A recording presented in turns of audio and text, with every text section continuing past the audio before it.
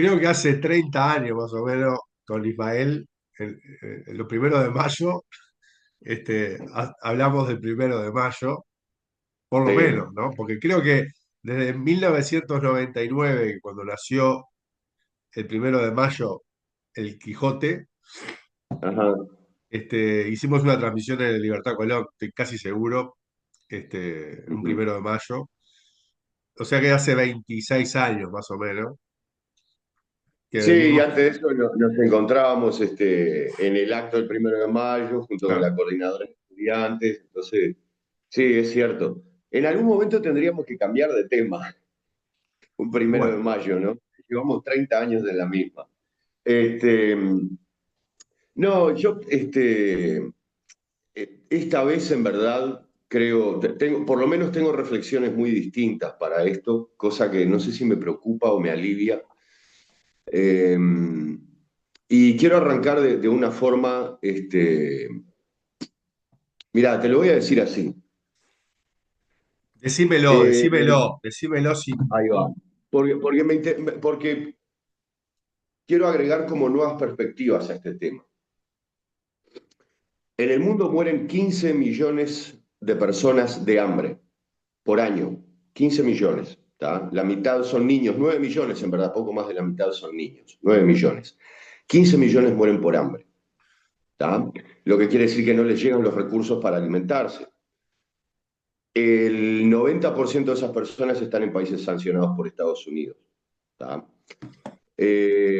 Ahora estaba viendo que hay casi 5 millones de personas que mueren al año por enfermedades derivadas de la obesidad.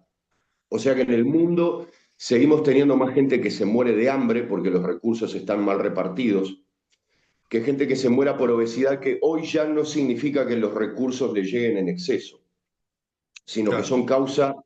que son una causa distinta de la pobreza. Y sobre eso me gustaría que busquen cualquier cosa que encuentren de la antropóloga en alimentación Patricia Aguirre, que fue la que escribió un libro que se llama Gordos Pobres, ¿cómo es?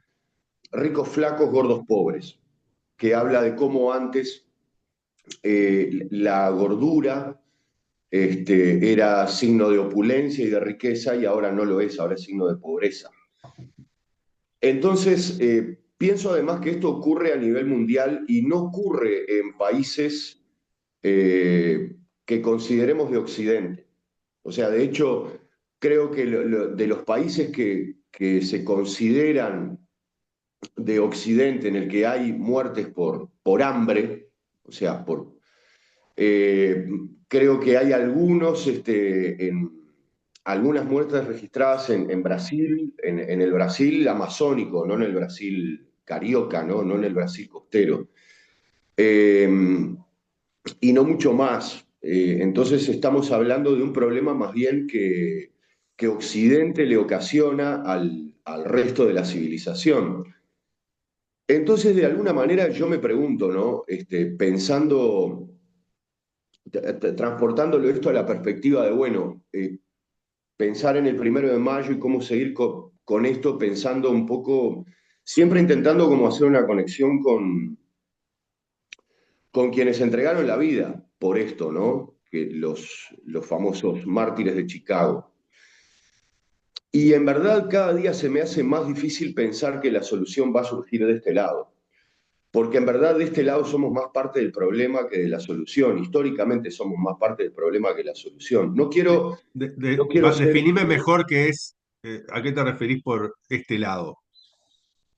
Occidente. Me Ah, refiero a Occidente, me refiero. Vos sabés que yo desde hace un tiempo hablo de la cultura blanca y Occidente casi que en forma indistinta. Cuando hablo de la cultura blanca no hablo de un color concreto de piel, sino que hablo de un color ideológico de piel. Cuando hablo de Occidente, a veces incluso ni siquiera incluyo a Sudamérica, porque nosotros para el primer mundo no somos Occidente. Nosotros somos Sudamérica, somos sudacas, somos latinos, somos la parte plebeya de Occidente. Pero ¿qué pasa? Somos fundamentalmente blancos, o sea, la cultura acá en Sudamérica la mueven la movemos fundamentalmente los blancos, que fuimos los que exterminamos a más de 100 millones de indígenas. Entonces, o de indios, como se les llama ahora, hacen tantos cambios para lavarle la cara al asunto que ya no saben ni cómo decirle a cada cosa qué, ¿no? Que eso es lo otro que me molesta, que es el saqueo permanente del lenguaje, que te impide como decir, bueno, esta es la palabra que usamos para esto. Y en verdad creo que si de alguna manera podemos pensar hacia adelante en participar de esta lucha, necesariamente tiene que tener esa perspectiva muy clara y tiene que estar como, digamos, en los primeros lugares de las consignas. Yo creo que no podemos seguir siendo indolentes y despectivos no solamente a lo que pasa en otras partes del mundo y pensándolo en términos de tragedia, sino en términos de grandes logros. Eh, por ejemplo, nosotros a ver, decíamos en el comienzo, ¿no? La cantidad de años que llevamos hablando sobre el 1 de Mayo que da la pauta de la cantidad de años que yo llevo militando en el movimiento de izquierda. Yo tengo muy claro qué es lo que piensa el movimiento de izquierda acerca del comunismo chino. Lo tengo muy claro. He escuchado chistes a lo largo y ancho de toda mi historia dentro del movimiento sindical, dentro del movimiento social, las referencias despectivas. Lo tengo muy claro. ¿Tá? Esa misma gente hoy le compra productos a lo que llaman el capitalismo chino. Le compran productos baratos y gracias a eso es que logran mantener su economía, entre otras cosas. ¿Tá? Entonces, creo que esa visión tiene que cambiar. Si de alguna manera eh, pensamos en que nuestra lucha pueda ser relevante para adelante, tenemos que empezar a cambiar como de color, por decirlo así. Te puedo hacer es una pregunta, pero que conlleva también la posibilidad de poder analizarlo juntos, como hacemos generalmente todas las preguntas Sí, nosotros. claro. Que es, mientras que te estoy escuchando ahora, pero también a lo largo del tiempo, en estas cosas que vos estás señalando, también por haber estudiado, por estar sensibilizado con determinadas cuestiones que están pasando en el mundo y que te hacen a cuestionarte, y vos lo que estás Ujú, haciendo, y lo hiciste toda tu vida, es poner arriba de la mesa esos sentimientos, ¿no? Que se transforman después ujú. en estructuras mentales o ideológicas, pero que yo sé, conociéndote, que nace primero que nada de una sensibilidad. O sea que Sí. esto nace desde un lugar, no de un tipo que se pone a pensar en abstracto, sino de un tipo que ve cosas, sufre, se conmueve Sí.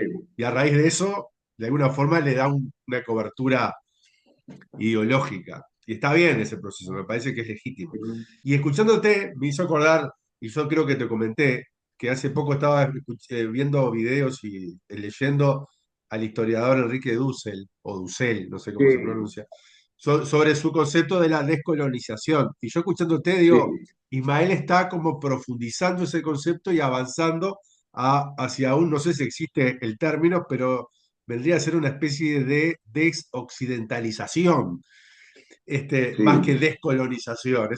Parece ser un paso más radical. Sí. Lo entiendo y lo que me pregunto, porque lo Ujú, de descolonizarnos lo entiendo más claramente, porque somos ujú. una colonia y como tal la libertad y la independencia de los sometidos hacia los que nos sometieron es más fácil de entender.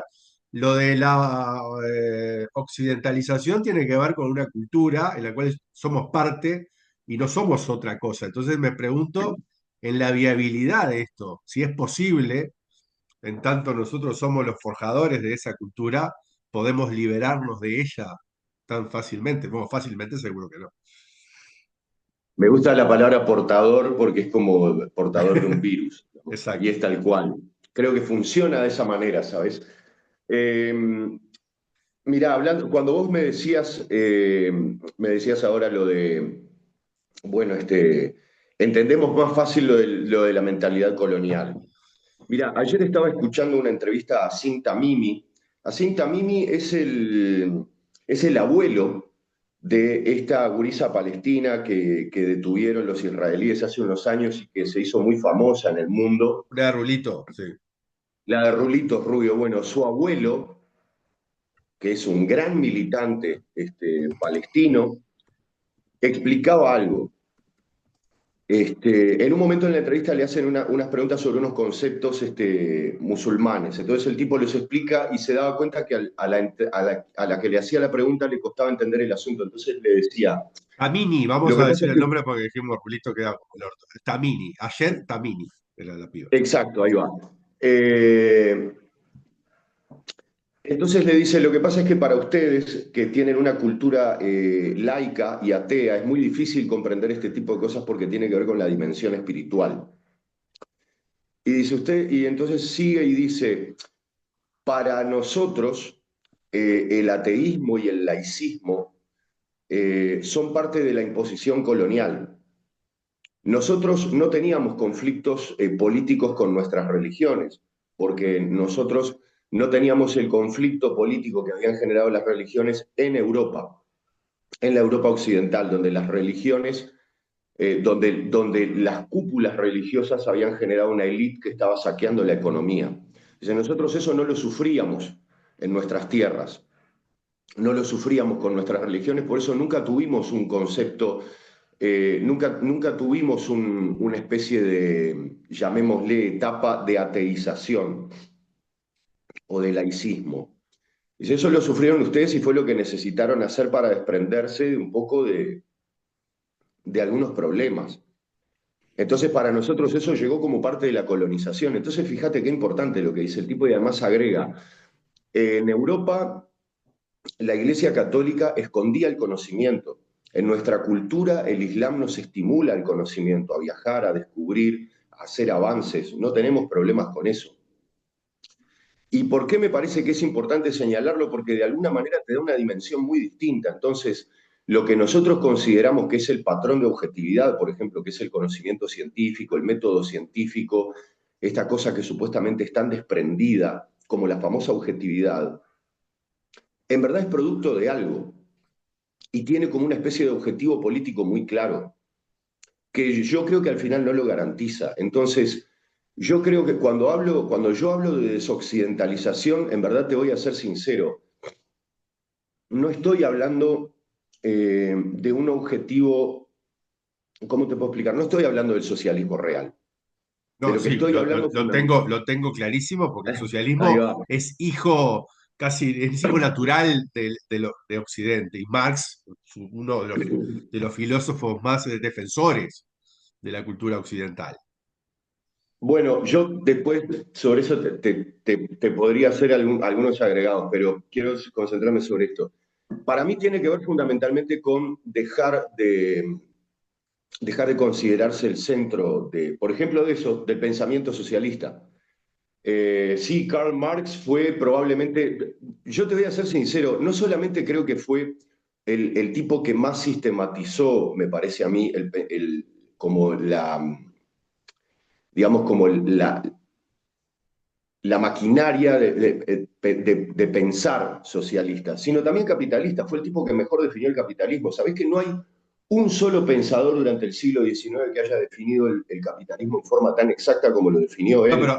además yo me refería a eso del defensor de la occidentalidad en función de que toda la estructura de la lucha de Ujú. clases y las etapas de la antigüedad, la modernidad, etcétera, nacen de la misma raíz moderna donde se basan todos los historiadores de un lado y del otro. O sea, su estructura está Sí, basada en un esquema de pensamiento occidental que no se explicaría si agregara a su esquema lo que pasó en el mundo en las dinastías chinas y en otras culturas que no estudiamos. O sea, todo su esquema está basado en Occidente. Es inherentemente sí. occidental. Perdón, vos decís el El esquema de el quién. análisis marxista es Ah, sí, inherentemente sí, marxista. sí, Se sí, basa sí, de unos exactamente. postulados occidentales de cómo dividir la historia de la antigüedad y lo Exacto. moderno, como se basa en el liberalismo. Es la misma base para poder discutir. Entonces, el lenguaje de Exacto. Marx es occidental. Exacto. Por eso es que a mí me parece muy interesante ver, por ejemplo, mirá, eh, China tiene un modelo de comunismo chino que es muy difícil de entender para nosotros. De hecho, los que tienen una visión como mucho más no me gusta llamar ortodoxa ni radical, pero como que los que intentan apegarse un poco más a una línea tradicional, llamémosle, de pensamiento marxista, consideran que China no es comunista, es capitalista, y eso es inexacto. Es tan inexacto como decir que China es netamente comunista. Por eso mismo, porque el concepto es occidental y está creado con las categorías occidentales. Y a mí, sin embargo, me parece que el modelo chino necesariamente tiene que ser muy válido, pero no por el desarrollo, no por el desarrollo económico y no por el desarrollo financiero, sino por el desarrollo humano. Y sobre todo por los experimentos que están haciendo ahí, que me parecen muy interesantes. No hay un solo metro cuadrado, ni un solo metro cuadrado de China que pertenezca a un privado. No hay un solo metro cuadrado de China que pertenezca a un privado, ni uno solo. ¿Ah? Eso es interesantísimo de pique. Ni siquiera el suelo donde están las fábricas de las multinacionales que producen los iPhone para Estados Unidos. Eso también es público, también es del pueblo chino. Entonces, necesariamente de ahí estamos partiendo de algo distinto. Y para mí, entonces, cuando hablo de desoccidentalización, hablo de empezar a mirar este tipo de cosas y tratar de silenciar un poco por un rato estas categorías occidentales. No quiere decir olvidarse de ellas, pero el tema es que para poder escuchar, hay que hacer silencio. Y lo otro, por ejemplo, es China, por un lado, que es como uno de los ejes de atención ahora, y el otro lado es Gaza. Eh, lo que nosotros conocemos como Hamas, en verdad es un grupo que está integrado a un fenómeno más amplio, que es la resistencia palestina, que entre otras cosas tiene socialistas y tiene comunistas adentro. ¿Tá? Y no crean que esos elementos son menores. Estamos hablando de árabes comunistas y árabes socialistas, que están militando, entre otras cosas, con musulmanes o con cristianos. Entonces, de repente ahí se da algo que durante mucho tiempo para nosotros fue como una especie de prurito, que es que de repente los más enérgicos ateos y enemigos de la religión, como los comunistas, pudieran militar juntos a lo que nosotros consideramos que es lo más intransigente de una religión, que es el Islam, que dicho sea de paso no lo es. Entonces, creo que ahí hay varias cosas como para ver, ¿no? O como para decir, esto se puede hacer distinto. Yo, cuando soy duro acerca de la occidentalidad, lo soy porque es lo que corresponde. Sacando una cuenta vuelo de pájaro, sacando una cuenta vuelo de pájaro, nosotros nos hemos cepillado a 500 millones de seres humanos en los últimos 600 años. ¿Tá? O sea, hemos matado a más de 500 millones de seres humanos a lo largo del mundo. Por hacer precio, ¿eh? Porque solamente en los últimos 30 años matamos a 300 de hambre. Entonces, tenemos que ser duros con Occidente, no hay lugar a dudas. Sí, es cierto, no todos tenemos el mismo grado de responsabilidad. Yo probablemente no tenga el mismo grado de responsabilidad que tiene el presidente de Estados Unidos. Pero no puedo, de alguna manera no puedo olvidarme que las categorías y que la forma de pensar que lo llevan a él a hacer eso están también metidas acá adentro. Y no me refiero solamente al lenguaje, porque lo pienso un poco con respecto a esta nueva ola de feminismo que estamos viviendo de 10 años a esta parte, que uno de sus ejes de atención es el lenguaje, es decir, la forma en que hablamos. Yo creo que hay un acierto ahí porque para nosotros es más importante lo que decimos que lo que hacemos, históricamente. ¿Tá? No sé si a todo Occidente, pero sí a nuestra cultura, a la cultura uruguaya, a la cultura sudamericana. Es muy importante lo que una persona dice, más que lo que hace. Entonces creo que dieron en el clavo ahí. Ahora, para pensar en clave de esto, a mí me gustaría pensar no en lo que decimos, sino más bien en cómo las palabras que tenemos adentro nos llevan a generar pensamientos. Porque de alguna manera, a lo largo de estos últimos 15, 16 meses de genocidio, o 18, ya no me acuerdo, eh, he escuchado también cosas bastante despectivas acerca de los musulmanes, acerca de los árabes, acerca de lo no occidental en general, pero cosas que no se identifican como despectivas, porque están tan metidas dentro de nuestra cultura. Hace poco escuché a un dirigente menor de izquierda, o sea, del Frente Amplio, no un dirigente No, connotado. no es porque sea un guacho menor de edad, sino por su estatura ideológica, decís vos, o por su Ahí va. cargo. Ahí va. No, ahí va, me refiero a eso. También podríamos hablar de esa estatura ideológica que me decía, mirá que yo tampoco llevo la que están haciendo los Judas. Yo le digo, ¿a qué te referís? Me dice Israel. Le digo, perdón, Estamos todos los locos. Judas son una cosa e Israel es otra. Ese. Y el tipo me quedó mirando como si yo le estuviera hablando en chino mandarín. Entonces le digo, cualquier rabino de la Neutari Cata te puede explicar que el sionismo no tiene nada que ver Hay con que el ver judaísmo y que con el el judaísmo es judaísmo. una religión. Entonces todas esas categorías están metidas dentro de nosotros. Y va a llevar un rato, y yo espero que lleve un rato largo. Si es que en algún momento nos vamos a poner a reformularlas, reformularlas. Pero por eso creo que si nos ponemos a pensar en una lucha de clases, yo creo que incluso tendríamos que reformar un poco el concepto de clases, pero bueno, porque tenemos que incluirnos a nosotros. Nosotros en la teoría de clase estamos afuera, nosotros somos trabajadores por nuestra cuenta.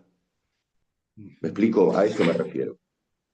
Y creo que tenemos que mover un poco esas categorías, sobre todo para que, ¿cómo te puedo explicar? Para que tengamos una cosa un poco más ajustada a lo que somos como especie.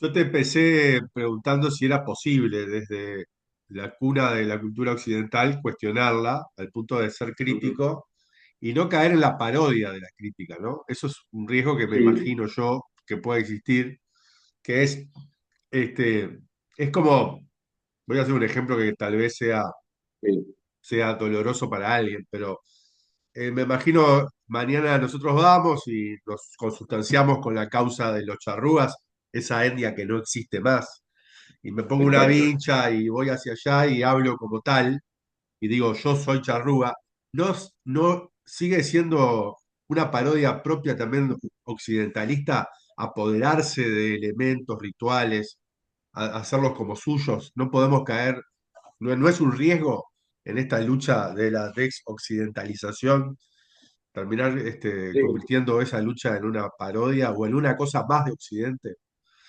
sí.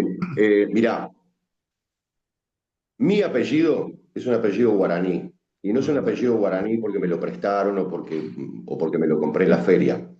Yo tengo ascendencia guaraní, tengo sangre guaraní. Claro, ustedes ven más bien a un europeo, ¿no? Es medio difícil ver acá un guaraní, No, tenés ¿no? más pinta de los asesinos de los guaraníes que de los guaraníes. Exactamente, Pero, tengo toda la pinta de los asesinos de los guaraníes. ¿Ah? De hecho, tengo sangre canaria y gallega, lo que quiere decir que literalmente tengo mezclada la sangre de los asesinos y de los asesinados dentro de mi bien, cuerpo. divino. Bien, Así estamos. así, así luce un genocidio. Esto es un genocidio, esto es un exterminio, ¿se entiende? No hay una posibilidad en la que yo, por ejemplo, por más que intente retomar las tradiciones guaraníes, vuelva a ser un guaraní. De la misma forma en que un navajo, por más que ahora tenga una cantidad impresionante de territorio y un montón de concesiones y de reconocimientos de Estados Unidos, no va a volver a ser el navajo que era antes que comenzaran el genocidio de su pueblo, ya no lo puede ser. Y entonces qué, pero Ay, entonces ¿qué hay que hacer? Eso tenemos que desembocar ahí, porque si ese análisis quedaría como que lo que estamos diciendo es testimonial. exacto, es ir hacia algo nuevo, Ujú. es ir hacia algo nuevo. Y nosotros durante mucho tiempo le llamamos socialismo, y yo creo que tiene que seguir llamándose socialismo porque estoy convencido de que vamos, pero de cabeza para ahí, ¿tá? Vamos de cabeza para ahí. No hay forma de frenarlo ya a esta altura y por eso me alegra tanto lo que está pasando tanto en China como en Rusia, pese a que no sean percibidos como tales. Eh, pero creo que nuestro rol en eso es agregarle una otra cosa, es más bien como sumarse a un agregarle otra cosa, que es esto de tratar de hacer, como lo están haciendo los judíos que apoyan la causa palestina ahora, que Ujú. es recuperando su judaísmo a partir de sacarle lo que tiene de víctima y lo que tiene de victimario, porque los judíos durante muchos años fueron víctimas, pero desde hace varios años son victimarios. Y esas dos cosas están contaminando tanto su identidad, porque tienen una identidad, ¿tá? Que no va solamente por el apellido o la sangre, que es lo que intenta pretender el sionismo. Son una cultura, ¿tá?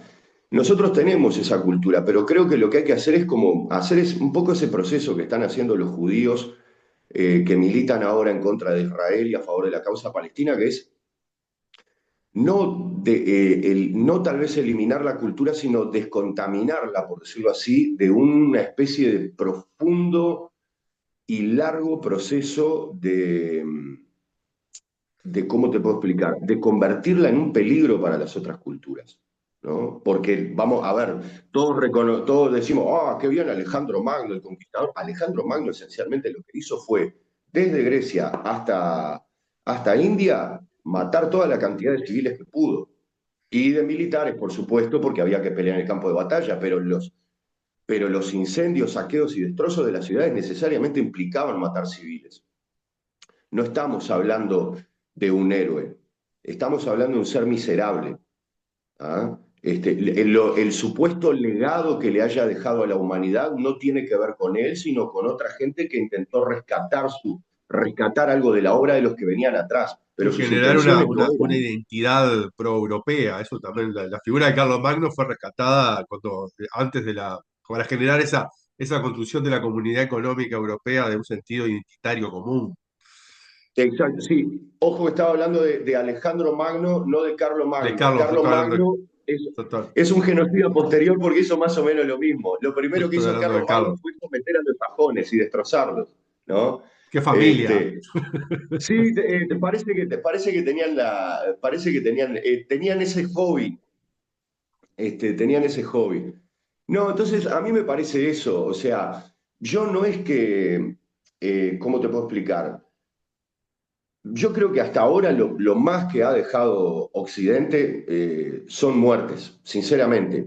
Incluso esta especie de cosa que se pretende ahora, que es la cantidad de inventos, la cantidad de, digamos, como de valores morales. Bueno, los valores morales están todos sepultados en Gaza junto con los niños que están sepultados en los escombros. ¿Tá? Ahí están los valores occidentales, sepultados con esos niños. ¿Tá? Ahora hay un incendio en Israel y todos los países salieron enloquecidos a mandar aviones para ayudar a Israel, al incendio que se está aproximando a Jerusalén. Muchachos, yo prestaría atención a esa señal. Dijera Moisés, es la primera, aviso a la primera.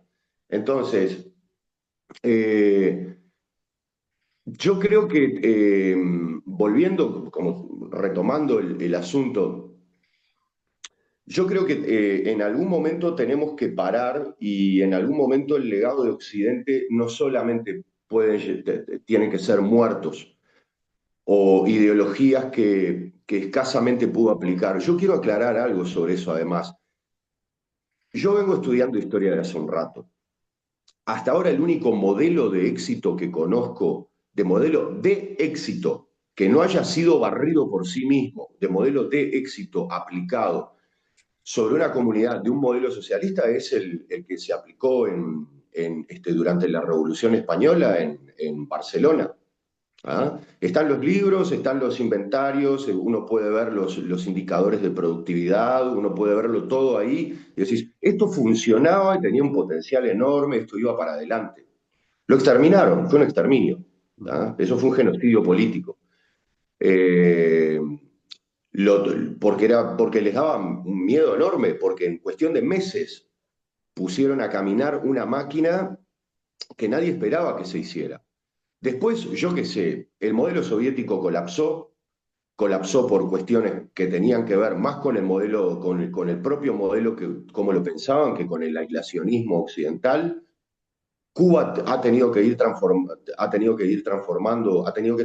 perdón, su modelo, este, haciéndole como parches y ajustes. A mí me parece que es lo mejor que se puede hacer. No, y además Este, es un poco injusto analizar la viabilidad de Cuba con un bloqueo infame sobre sus espaldas. Ningún país exactamente, podría yo creo, yo creo que eso es lo que lo convierte en un modelo de éxito. Claro. Porque fíjate vos, Cuba tiene casi el doble del PBI de Uruguay. O sea, tiene casi el doble de la riqueza del PBI de Uruguay. Hay que aclarar algo sobre eso que es. Nuestro PBI tiene dentro de sí aspectos, o sea, manejo, parte de la dimensión financiera de nuestra economía, que Cuba no lo tiene. O sea que lo que vos ves en el PBI cubano fundamentalmente es producción. Ese es el mérito que tiene el PBI cubano con respecto al PBI de muchos países del mundo, sobre todo los que están debajo de él, como Uruguay. ¿Tá? Entonces, al contrario, es un caso de éxito Cuba, porque pese a que tiene, yo creo que después de Gaza es la segunda economía más brutalmente bloqueada en el mundo. ¿Ah? ¿Y cuánto lleva sobreviviendo? ¿Cuánto lleva siendo el país que tiene más médicos per cápita en el mundo, por lejos? Segundo atrás, pero mucho más atrás está Suecia. Es el país que tiene más médicos per cápita del mundo. 100% de alfabetización efectiva. Si eso no es un modelo de éxito, no sé qué lo sea. ¿Ah? Después está el éxito del que hablan en Wall Street, que a mí no me interesa, sinceramente. Ujú. Para mí, para una persona que lo que quiere es vivir tranquilo, criar a su familia y disfrutar de sus amistades y ver qué le puede dejar al mundo, un modelo de éxito es el cubano, no es el de Wall Street. Wall Street no deja nada. Ay, me hiciste acordar a. Se nos faltan 5 minutos para que termine el tiempo del video. Me estaba acordando ahora hay un cubano en TikTok, muy gracioso, que Mm, vive en Miami y que lo primero que decís está, este loco va a hablar pestes del régimen, como ¿no? Otro patriota. Y nada que ver, el tipo hace unos análisis muy interesantes y entre otras cosas dice, me tienen podrido los cubanos que dice que critican a Cuba por la falta de libertad, porque acá nadie vino a Estados Unidos por la libertad. Vinieron por el auto y tener un carro y el supermercado y trabajar 20 horas por día. A nadie se le ocurre mencionar la palabra libertad. Entonces ahora toda esa propaganda, ¿de dónde viene? Eso no tiene nada que ver con lo que aspiran mis vecinos, donde no aspiraban ni a la libertad ni en Cuba, ni mucho menos en Estados Unidos. Entonces, digan, o sea, reconocer, vengo acá claro, porque quiero consumir y tener el modelo occidental del éxito, hacerte cargo de eso, ¿no? Que si te va bien, te va mal, este, claro, puede haber gente que aspira a otra cosa, ¿no? Y eso también exacto. es algo cultural que creo que está que está muy arriba de la mesa cuando hablamos de esos modelos de Occidente y- y Oriente, en función de la composición del éxito, del consumo. Ahí hay mucha cosa, creo yo, Sí, para analizar. Yo no sí, tengo, no tengo, te soy sincero, no tengo la menor idea cómo funciona esto del otro lado del mundo. Uno también percibe grandes niveles de consumo y de alarde de cosas materiales del otro lado también, ¿no? sí, sí, vamos a entendernos la fetichización, por decirlo así, de la mercancía de la que hablaba Marx, parece ser un fenómeno bastante extendido. También, por ejemplo, es cierto que Japón, por ejemplo, mira, Japón y Corea del Sur, que son las culturas orientales que más conocemos, porque son las, digamos, como las más cercanas a Occidente, están profundamente afectadas por Occidente. Y esto me lo ha dicho gente que ha vivido en Japón durante años, ¿no? Amante de la cultura japonesa, ¿no? Que me decían, tienen un trauma enorme y están profundamente afectados por todo lo que pasó en los últimos 100 años en su historia, por la bomba de Hiroshima y de Nagasaki, que para ellos es un dolor del cual no se van a recuperar nunca. Y mira, ayer escuchaba a un analista chino hablar con un analista indonesio, fíjate vos, un debate interesantísimo. Y en un momento Me el imagino. entrevistador le pregunta a los dos, dice, bueno, le pregunta a uno sobre Japón, entonces empieza a hablar y dice, bueno, y después dice, y el sentimiento profundamente antiestadounidense que tienen. Y de repente le dice el entrevistador, dice, yo vivo acá en Japón y no percibo eso. ¿Sabes lo que le dijo el tipo? Emborrachalos y a ver qué te dicen.